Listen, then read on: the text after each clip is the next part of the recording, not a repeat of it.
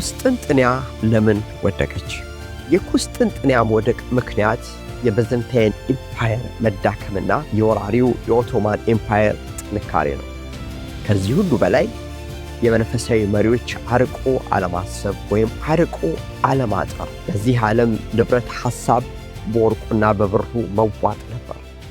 የነ ዮሐንስ አፈወርቅ ጥባት፣ ትጋትና ክትነት ቀርቶ ቤተክርስቲያን የእንጀራ ማግኛ ማናቸውንም አይነት ተቋም ስለመሰለች የቁስጥንጥንያ ካህናት እየመጣ ያለውን የቱርክ ማዕበል ሊያውቁትም አልቻሉም፣ ቢያውቁትም ግድ አልነበራቸውም። እንዲህ ሆኖ በሚሊዮን የሚቆጠር ክርስቲያን በሰይፍ ወደቀ። ይህ ሁሉ መንፈሳዊ ዝለት ያመጣው ጣጣ ነበር። የከተማ ውድቀት፣ ለዘመናት በዘለቀው የውስጥ ግጭት፣ የህዝብ ፍዘት፣ በጊዜው የነበሩ ቤተክርስቲያን አባቶች ዓላማ ቢስነት፣ መዘናጋት፣ የሀገር አለመረጋጋት፣ የግዛት መጣስ፣ የድንበር መደፈር፣ የባህር በር መያዝና የቴክኖሎጂ ብልጫ ነው ለዚህ ያበቃቸው።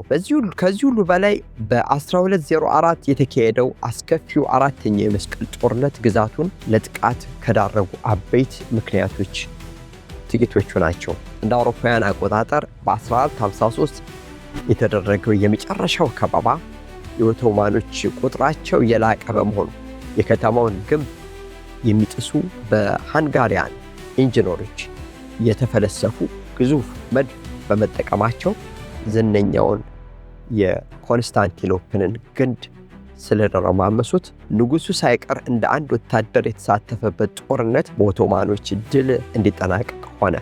በነገራችን ላይ የኦቶማን ሰራዊት 150,000 ነበር። ኮንስታንቲኖፕል ሰራዊት ግን 7,000 ብቻ ነበር። በነገራችን ላይ የንጉሱ ቆስጠንጢኖስ 11ኛ አስከሬን ከአስከሬኖች መካከል የተለየው በለበሰው ሐምራዊ በቆዳ የተሰራ ቦቴ ጫማ ብቻ ነበር። ሌላው በራሱ ግጭት የተጠመደው የክርስቲያን አውሮፓ ወታደራዊ ድጋፍ ባለመኖሩ ለኦቶማኖች ታላቋን የክርስቲያን መዲና ኮንስታንቲኖፕልን ለመያዝ ትልቅ መንገድ ከፍቶላቸው ነበር።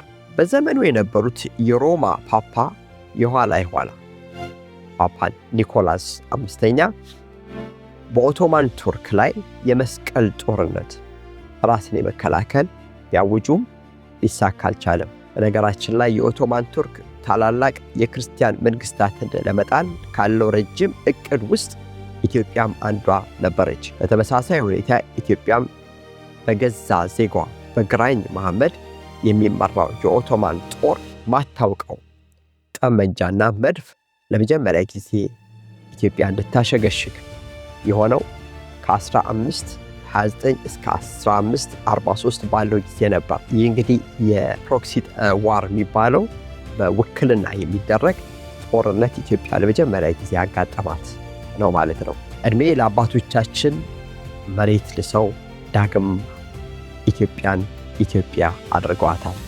ስሟ አልተለወጠ። ኮንስታንቲኖፕል ስሟ ተለውጦ በአሁኑ ጊዜ እንግዲህ ሌላ ስም ያላት ቱርክ ትባላለች። ስለዚህ የኮንስታንቲኖፕል ውድቀት 3 ታላላቅ ምክንያቶች አሉት። አንደኛ ውስጣዊ ድክመት፣ ኢምፓየሩ በፖለቲካ አለመረጋጋት፣ የውስጥ ክፍፍልና ለዘመናት ጠንካራ አመራር እጦት ነው። ሁለተኛ ከውጪ ለሚነሳው ማዕበል የውስጥ መጋቢዎች ሆነው ኮንስታንቲኖፕል ያስያዙ ክፉ መጋቢዎች በመኖራቸው፣ ይህም የኮንስታንቲኖፕልን የፈጠራ ውጤት ለኦቶማን ቱርክ እስከ መሸጥ እየደረሰ ነው። የካህናት ውድቀት ወይም የክህነት ውድቀት በዝምድና በጉቦና በተለያዩ ነገሮች ሳይበቁ ክህነት የተቀበሉ ለቤተ ክርስቲያን ግድ የሌላቸው በመጋፋት ክህነት የተሰጣቸው መንፈሳዊ ውድቀት ያመጡ ክርስትናውንም ያዛሉ። እነዚህም ለኮንስታንቲኖፕል መሸነፍ አንደኛውን ድርሻ የያዙ ናቸው። የግዛት መጥፋት አብዛኛውን ግዛቱን በወራሪ ኃይሎች በተለይም የኦቶማን መስፋፋት ተከፍሎ የተወሰደበት ኮንስታንቲኖፕል መንግስት እየተዳከመ የመጣበትም ግዛቱን በማጣቱ ነው። ሶስተኛውና ዋነኛው አራተኛው የመስቀል ጦርነት ከ400 ዓመት በፊት የተደረገው በ1204 የካቶሊክ የመስቀል ጦረኞች በከተማይቱ ባደረጉት አሰቃቂ ገፍ የግዛቱን የጦር ኃይል አዳክሞ መረጋጋት በእጅጉ በመጥፋቱ ስርዓተ አልበኝነት ባህል በመሆኑና የመንግስት አስተዳደር ቁጥጥር በመጥፋቱ ኦቶማን ቱርክ በቀላሉ ሊሞከር የማይችለውን የክርስቲያኖች ከተማ ሊቆጣጠር ችሏል። የኦቶማን ቱርክ ከፍተኛ ጥንካሬ በአንጻሩ 3 ትልልቅ ክፍሎች አሉት። አንደኛ፣ የላቀ ወታደራዊ ብቃት። በሱልጣን መሐመድ ሁለተኛ የሚመራው የኦቶማን እጅግ ሰፊ የሆነ ሰራዊትና በወታደራዊ ቴክኖሎጂ ብልጫ የነበረው ነበር። ቅድም እንደነገርኳችሁ ጦርነቱ በ7000 የኮንስታንቲኖፕል ሰራዊትና በ150,000 የኦቶማን ጦር መካከል የተደረገ ነው። ይህም ቢሆን 7000 ሰራዊት ለ53 ቀናት ገትረው በመያዝ አስደናቂ ብቃታቸውን አሳይተዋል። ይህ በደም የተጨማለቀ ሰቆቃ በክፍለ ዘመኑ እጅግ በጣም አዘግናኝ የሆነ ጦርነት ነበር። በመጨረሻው ንጉሡ አንድ ቃል ተናግሯል፣ እግዚአብሔር ይህንን ፈቅዷልን የሚል ነበር። ሁለተኛው የተራቀቁ መድፎች። ቀደም ሲል የማይበገር የከተማውን ግንብ ለማፍረስ የሚችል ዘ ሮያል ዋን የሚባል ቅጽል ስም የተሰጠው ግዙፍ ኃይለኛ መድፍ በመታጠቃቸው ይሄ ዋነኛው ነው። ሶስተኛው የባህር ኃይል እገዳ። ኦቶማኖች የቦስፎረስ ስትሬትን በመቆጣጠራቸው ይህም የከተማውን የባህር አቅርቦት መስመሮች በመዘጋጋቱ በነገራችን ላይ የኮንስታንቲኖፕል የባህር ኃይል በዘመኑ እጅግ የሰለጠንና አይደፈር ነበር። ሱልጣን መሐመድ ሁለተኛ ይህንን በመረዳቱ በትናንሽ 70 መርከቦች ሰንሰለት በመስራት ወደቡን ዘጋጋው። ይህም ኮንስታንቲኖፕል የባህር በር እንዳይኖራት መዘጋጋቱ ኦቶማን ቱርክ ድል ለማድረግ ትልቁን መንገድ ከፈተለት ማለት ነው። ይህ ትዕይንት እስካሁን በታሪክ የሚጠቀስ ነው። መርከቦቹን በመሬት ላይ በእንጨት በተሰሩ ጎማዎች በማጓጓዝ በከፍተኛ ሚስጥር ወደቦቹ ድረስ በመውሰድ ወደቡን ዘግተውታል ማለት ነው። ይህ እንግዲህ ስዕላዊ ቢሆን በጣም የሚያስገርም ነበር። ሌላውና ዋነኛው ምክንያት አውሮፓ ካቶሊክ ባቆየችው በምዕራብና በምስራቅ ሽኩቻ ምክንያት እርስ በርስ እየተፋጀ ስለነበረ በዚህ ወሳኝ ጊዜ መረዳዳት የማይችልበት ጊዜን ላይ በመድረሱ መሐመድ ሁለተኛ ይሄንን በትክክል በማየቱ በዚህ ጊዜ ጦርነት በመክፈቱ ድል አግኝቷል። የአጊያ ሶፊያ ፍጻሜ 1934 የቱርክ መንግስት አጊያ ሶፊያን እንደ ሙዚየም ለማቋቋም ወሰነ። የሳውዲ ታሪክ ማሳያ እንዲሆን ታስቦ እድሳትና ቅርሶች ተሰበሰቡ። በአንድ ሃይማኖት ወይም ህዝብ ብቻ የተገደበ እንዳይሆን ተወስኖ ብዙ ከተሰራ በኋላ በአሁኑ ጊዜ ብዙም ሳይቆይ በቅርቡ ይህ ውሳኔ ተሰርዟል። ህንፃውን እንደገና ወደ መስጊድነት ተቀይሮ እስልምና ስርዓት ሲከናወንበት ከላይ ግን ቱሪስቶች ይተራመሳሉ። አሁን ስለ ኪነ ህንፃው እንነጋገራለን። ኪነ ህንፃው ምን ይመስላል? በጣም የሚያስገርመው እና የሚያስደስተው ፓርት ይሄ ነው። የአጊያ ሶፊያ ኪነ ህንፃ ታሪክ የባይዛንታይን ፈጠራና የኦቶማን ፓተርን አሰራር የሚታይበት ነው። የዚህ ኪነ ህንፃ ጉልላት ፍሎሬንስ ካቴድራል እስከተሰራበት እስከ 1436 ዓመተ ምህረት ለ900 ዓመታት ተወዳዳሪ አልነበረውም። ከንጉሥ ነገሥታት ጀስታይን የጀመረው ይህ ግዙፍ የ6ኛው መቶ ክፍለ ዘመን ባዚሊካ በመካከለኛው ጉልላቱና ከፊል ጉልላቶች በመታገዝ የተሰራ ነው። ይህ ሆን ተብሎ የተንሳፋፊ ብርሃን መንፈሳዊ እይታ እንዲኖረው ታዋቂ አሰራርም ተጠቅመዋል። ሃጊያ ሶፊያ የድምፅ የብርሃን መጠንን በማጉላት በዚህ ዘመን የምናያቸውን ታላላቅ የቲያትርና ሲምፎኒ አዳራሽ ጥበብ የጀመረ ኪነ ህንፃ ነው።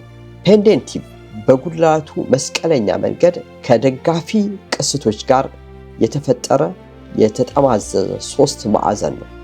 አስገራሚ የኪነ ህንፃ ዘዴን በተደራጀ ኪሎት ያስተዋወቀ ይህ አይነቱ ጥበብ የተሰራው በሃጊያ ሶፊያ ነው። በሁለት ተያያዥ ቅስቶች ኤክስትራዶስ መካከል ወይም የፀሐይ ብርሃንን የሚያንጸባርቅ አቅጣጫ ላይ ባለው ቅስትና በቋሚው መካከል ያለውን ቦታ ያመለክታል። ስለዚህም ይህ ኪነ ህንፃ የባይዛንታይን ልዩ ጥበብ የሚያሳይ በሞዛይክ ያጌጠ በንጹህ እብነ በረድ የተሰራ የማይጠገብ ሕንፃ ይሆን ዘንድ በልዩ ጥበብ በውበት ተሰርቷል። ይታያችሁ፣ ኮንስታንቲኖፕል በኦቶማን ስትወረር ስልጣኔዋን፣ ሃይማኖቷን፣ ሕዝቧን አታለች የሚባለው በዚህ ምክንያት ነው። በእርግጥ ከዛ በኋላ የነበሩት ነገስታት ብዙ የጨመሩት ነገር አለ። ነገር ግን የከተማው ይዘት ከመጀመሪያው ከአጀማመሯ በጣም ብዙ የተበላሸ ብዙ ደግሞ ጥበባት የጠፉበት ሁኔታ አለ ማለት ነው። ሃጊያ ሶፊያም የሚያማምሩ ስዕላቱ ተደምስሰው በእስልምና ሐረጋትና በአረብኛ ፊደላት ተተክተዋል። ከማንም በፊት የሞዛይክ የፍሬስኮና ብዙ ሊቆጠሩ የማይችሉ ጥበባትን የተቀናጀችው ሀገር አሁን ሳያት ያ ሁሉ ጥበብ የነፈሰባት አትመስልም። ይህ ሕንፃ ብዙ መከራዎችን አሳልፏል። ከነ ቅዱስ ዮሐንስ አፈወርቅ ጋር መከራን ተቀብሏል። በሃጊያ ሶፊያ ቦታ ላይ ያለው የመጀመሪያው ቤተክርስቲያን በ325 በአረማዊ ቤተ መቅደስ መሰረት ላይ በቆስጠንጥንያ የተገነባ ነበር።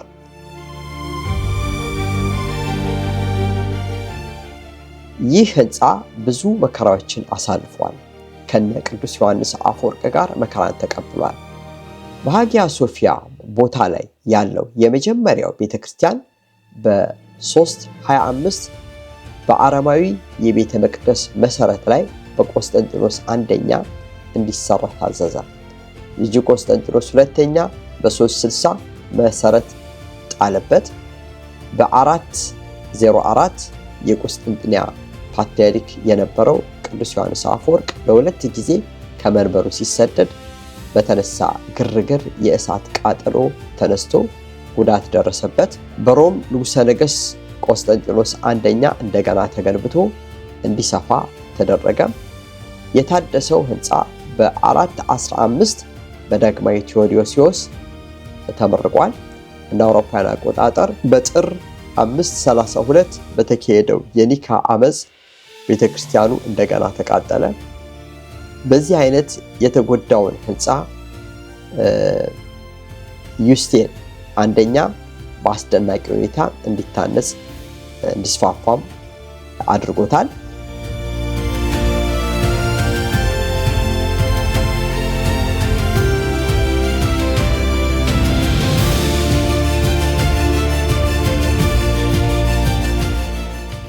ይህ ሁሉ ሁኔታ ሆኖ ነገር ግን ሕንፃው በ537 በንጉሥ ጀስቲን ፍጻሜ አግኝቷል ማለት ነው። ብዙ ክርስቲያኖች ይህንን ሕንፃ በሚመለከቱበት ጊዜ መለኮታዊ ጣልቃ ገብነት ያለበት ስራ ነው እስኪሉ ጥበቡ አስደንቋቸዋል። በእውነትም እግዚአብሔር ከሌለ እንዲህ አይነት ሕንፃ ሊሰራ አይችልም፣ የእግዚአብሔር ጣቱ የእግዚአብሔር ፍቃድ ካልሆነ ማለት ነው። በ558 የመሬት መንቀጥቀጥ ተነስቶ መጠነኛ መፈራረስ አጋጥሞታል። ከዚያ በኋላ በትንሽ መጠን እንደገና ተሰርቶ እና መላው ቤተክርስቲያን ከውጪ አጠናክሮ የሚደግፍ መዋቅር በመሰራቱ እስካሁን ያለው የ6ኛው መቶ ክፍለ ዘመን ሕንፃ ነው ማለት ነው። በ14ኛው መቶ ክፍለ ዘመን አጋማሽ ላይ እንደገና በጦርነት ሕንፃው ችግር ውስጥ ገብቶ ነበር። ከ1000 ዓመት በላይ የቆስጠንጥንያ ኢኮሜኒካል ፓትርያርክ ካቴድራል ሆኖ አገልግሏል። ለአውሮፓውያን አቆጣጠር በ1204 የቬነስ እና የአራተኛው የመስቀል ጦርነት ላይ ዘረፋ አጋጥሞታል። ይህ ደግሞ የተደረገው በክርስቲያኖች ነው። እንደ አውሮፓውያን አቆጣጠር በ1453 ቱርክ ቆስጠንጥንያን ድል ካደረገች በኋላ ዳግማዊ መሐመድ እንደ መስጊድ እንዲሰራ ከእንጨት የተሰራ ፒላሮች ወይም ደግሞ የመስጊድ ምልክቶች አደረገበት። ስለዚህም ሚናር ተጨመረበት። በመጨረሻው ላይ ሶላት ለመጥራት የሚያገለግል ግንብ ተጨመረበት። ታላቅ ቻንድሪያል ሚህራብ በመካ አቅጣጫ የሚያመለክት አንድ ሌላም ሚናር ተጨመረበት።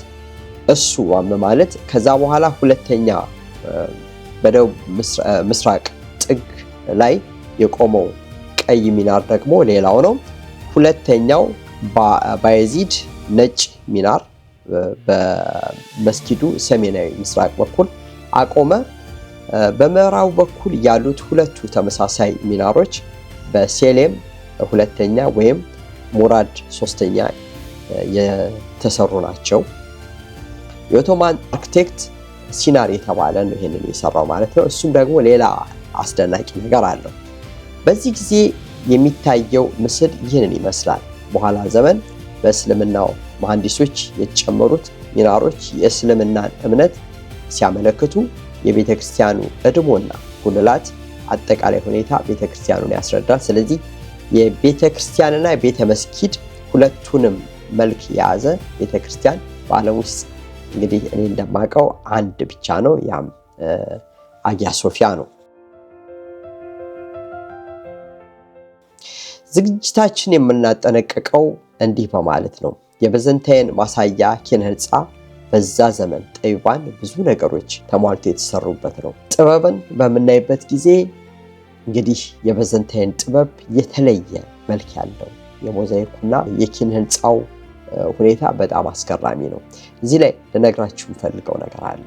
ይህ አጊያ ሶፊያ በሚሰራበት ጊዜ እጅግ ብዙ ጠቢባን ተሳትፈውበታል። ለምሳሌ ድምፅን በተመለከተ የሳውንድ ኢንጂነሮች በዛ ጊዜ የነበሩ ተሳትፈውበታል። ብርሃን ለብርሃን ኢንጂነሮች ራሳቸው ነበሩ። መስኮቶቹ ልክ ጌታን ሐዋርያት ሰለሞንን ቤተ መቅደስ ሲያሳዩት በአንድምታው ላይ ያነበብኩትን ነው የምነግራችሁ። ስለ ቤተ መቅደሱ አሳዩትና አድንቀው ጌታ እንዲያደንቅ ጠየቁት። ድንጋይ በድንጋይ ላይ ሳይፈርስ አይቀርም አለና ጌታ መለሰላቸው። ነገር ግን ምንድን ነበር እነሱን ስለዚያ ቤተ መቅደስ እንዲያደንቁ ያደረጋቸው ብለው አባቶቻችን ሲናገሩ በመስኮቱ በኩልና በመስኮቶቹ በኩል የሚገቡት የፀሐይ ብርሃኖች ቤተ መቅደሱ ውስጥ አብርተው ስለነበረ ያንን አይተው ተደንቀው ነበር እና ወደ ጌታ መጥተው የጠየቁት እጅግ ውብ ነበረ በብርሃኑ ከዛ ሲገባ። ይህ የአጊያ ሶፊያ ያንን ሜተድ ተጠቅመው በመስኮቶቹ በኩል የሚገቡት ብርሃኖች ልክ መንፈስ ቅዱስ በብርሃን አምሳል እንደገባን እንዲመስል የቤተ ክርስቲያኑ ድባብ በኪነ ህንፃው ከቅዳሴው ከሌሎቹ የአምልኮ ስርዓቶች ጋር አብሮ ሆኖ የብርሃን ትርኢት እንዲያሳይ ተደርጎ ነው የተሰራው። ሁለት አንድ ካህን እዛ መድረክ ላይ ሆኖ በሚቀድስበት ጊዜ በመላው ቤተ መቅደስ ውስጥ ወይም ደግሞ ሁሉም የትኛውም ኮርነር ላይ ያለ ሰው እኩል ይሰማው ነበር፣ ይሰማል። አሁን ሳይም ዛታች ያሉት የመስጊድ የእስልምና ስርዓትን ሲያካሄዱ ድምፅ ዋጋ የለም አላየሁም፣ ግን ድምፁ በደንብ ይሰማል። እንግዲህ ይሄ የተደረገው ዝም ብሎ አይደለም፣ በጥበብ ነው። ካለ ጥበብ የሚሰራ ስራ የለም። የኢትዮጵያ ኦርቶዶክስ ተዋሕዶ ቤተክርስቲያን ይህንን ሜተድ ትጠቀማለች። ለምሳሌ ኪነ ህንፃዎቹ ክብ ናቸው። ያም እዛ ሳየው እንደ ክብ ነው። መሃሉ ላይ ክፍት ነው፣ ግን ክብ ነው እንደምታዩት ማለት ነው። ድምፁ የትም ቦታ እንዲደርስ ሆኖ ነው ይሄ የተሰራው። የኢትዮጵያ ቤተክርስቲያንም ኪነ ህንፃው ክብ ነው። ለምን? መሃል ላይ ነው ቅዳሴው የሚካሄደው፣ በሁሉም አቅጣጫ እንዲሰማ ማለት ነው። እንግዲህ ኪነ ህንፃዎች ሳይቀሩ ለስርዓተ ቤተክርስቲያን ለአምልኮ አስተዋጽኦ አላቸው ማለት ነው። በዚህ በአጊያ ሶፊያ ውስጥ ያየሁት እጅግ በጣም ብዙ ጥበብ ነው። አምልኮ፣ የኪነ ህንፃ ጥበብ የሚባለውን አርት ወይም ስነ ጥበብን እነዚህን ሁሉ አይቻሉ። ከዛ ውጪ በዛን ዘመን የነበሩ አባቶችን ቅድስና እዛ ቦታ ላይ አይቻሉ። እንግዲህ ይህንን ሁሉ ነገር እዚህ አሁን የምታዩት አጊያ ሶፊያ ላይ እንድናይ ይሄ እዚህ ቦታ ላይ ሄጄ እንድጎበኝ ሁኔታዎችን ያመቻቹልኝ በአውሮፓ ውስጥ ያሉ አብያተ ክርስቲያናት እጅግ አመሰግናለሁ። በተለይ ደግሞ ቱርክ ውስጥ ያሉ ክርስቲያኖች በዚህ አይነት በጣም በድህነትም በጣም በከፍተኛ ጥበትም ውስጥ ሆነው አምልኳቸውን ሲፈጽሙ አይቻለሁኝ። እግዚአብሔር አምላክ እነዚህን ወንድሞች እህቶች ያስበልን። እንግዲህ ስደት እጅግ አስከፊ ሆኖ ያየሁበት ቦታ እዛ ቦታ ነው። ድንገት አንድ ቀን እግዚአብሔር ሲፈቅድ ስለሱም ነግራችሁ ይሆናል። መልካም ጊዜ ለሁላችሁም። እንግዲህ እግዚአብሔር ደግሞ ለሚቀጥለው ጊዜ የማቀርብላችሁ በጣም ልዩ የሆነው የቅዱስ ዮሐንስ ወልደ ነጎድጓድን ቦታ እጅግ ድንቅ የሆነውን ግሪክ ውስጥ ሄጄ ያየሁትን ቦታ ነው የሚሆነው። እስከዛ ጊዜ ድረስ እግዚአብሔር አምላክ ከሁላችን ጋር ይሁን። ደህና ሁኑ።